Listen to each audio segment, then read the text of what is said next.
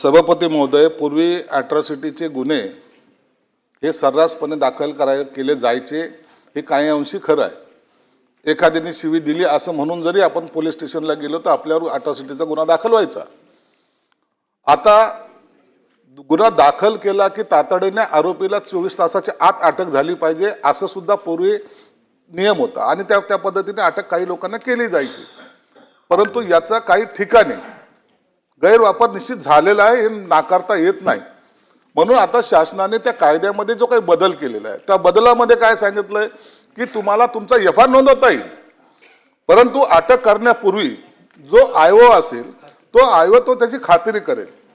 आता एफआयआर नोंद झाला, आयओने खात्री केली, त्याला पोलीस स्टेशनमध्ये त्याला तातडीनं त्याचा जर तो चुकीचा गुन्हा दाखल केला असेल तर पोलीस स्टेशनला तातडीने तुम्हाला तो 169 ज्याला काय आपण म्हणतो, कलम 169च मला वाटतं त्याचं, तर ते समरी तो ती समरी तो पोलीस स्टेशनमध्ये सुद्धा देतो आणि त्याच्यानंतर पहिली जी काही कोर्टामध्ये जेव्हा प्रकरण येतं त्या टायमाला ती समरी त्याला जावल्या जाते आणि ती केस विड्रॉ होते।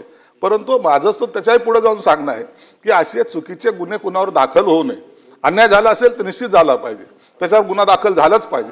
परंतु जर कोणी असं करत असेल तर त्याला सुद्धा काय कायद्यामध्ये काय करता येईल का यावर शासन सुद्धा निर्णय घेईल।